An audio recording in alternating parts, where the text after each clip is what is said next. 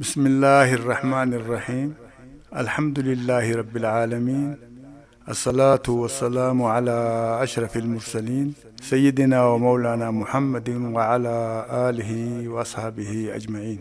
إلمان رمو، السلام عليكم ورحمة الله وبركاته. إسنين جدا نجين ربي اسم بره هاجراتو يرم مرتي بكما جرت مرتي إسنين جدا. أما كان كيا حاج عبد الله كبير علي إسماعيل جدما أمو أبا أنا جنا جتشؤون زمان كان وامه.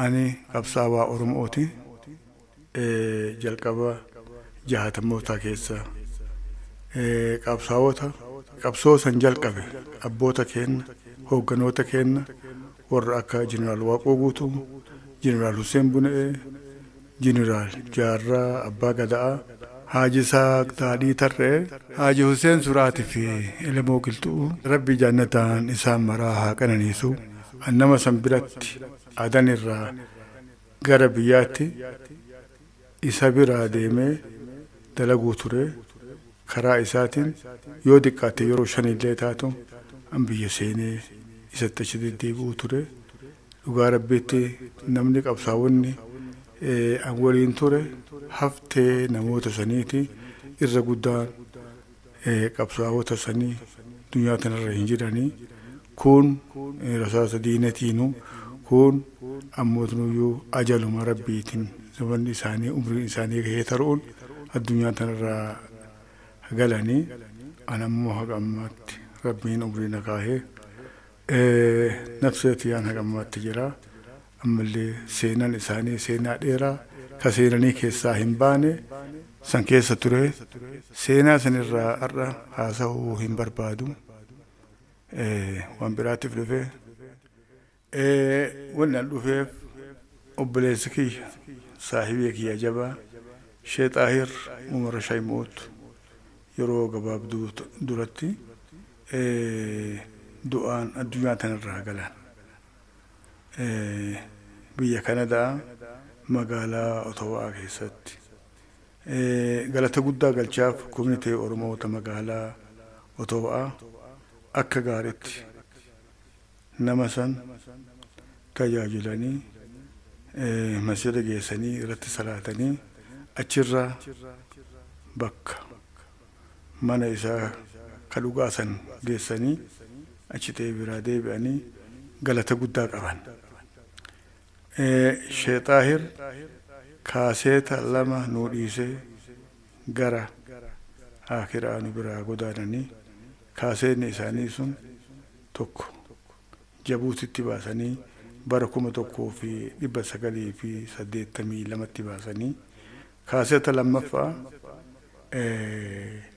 بيا أمريكا مقالا مينيابوليس كيستي بركوما توكو في دب سقالي في سقال تمي تربتي باسني ولولونتون جلقب إسيرتي مال جتي يا ربي نبيلي سومسي نحقاف لولا نوتمسي نقلشي بيتين جتشا آن جلقبمتو أمو سنين درتي غرصوتا هيوني كينا nu dhaaman nu dhiisan san tokko sinii dabarsaa achirraa eegasii sanitti deebina. Waan hin jedhen jedhu waan jedhe hin jenne jedhu nama jette naan jedhe naa fidaa hin jenne jedhaanii jette na haa jedhu jedhe abbaan anaajinaa jechuu dandeettan. Hayyuu tokko hayyuu Oromoo beekamaa Sayyid Haaji Alii Waleettu gorsa kana nu dabarsan maal jedhanii nu dabarsan namni yookaan hawaasni waa shan hin qabne waa shan hin gahu jedhan yookaan namni waa shan hin qabne waa shan hin gahu jedhan namni mana hin qabne simbira hin gahu jedhan simbirtinu humna isii xiqqoosaniin qaarrifaat isii xiqqaasaniin qitaa tokko murtee deemtee muka guddaa laaltee eegasii ammoo qaccee muka sanii irratti mana ijaarachuuf achitti wixinee hiite mana bareeda roobni hin seenne ka aduun hin seenne ka bofni illee dhufeetiniin killee isii san irraan fudhanne ijaarattee jiraatti. Namni mana hin qabne yookaan hawaasni mana hin qabne simbira hin ga'u jedhan. Ka lammaffaa namni borii hin beeyne mixii hin ga'u jedhan.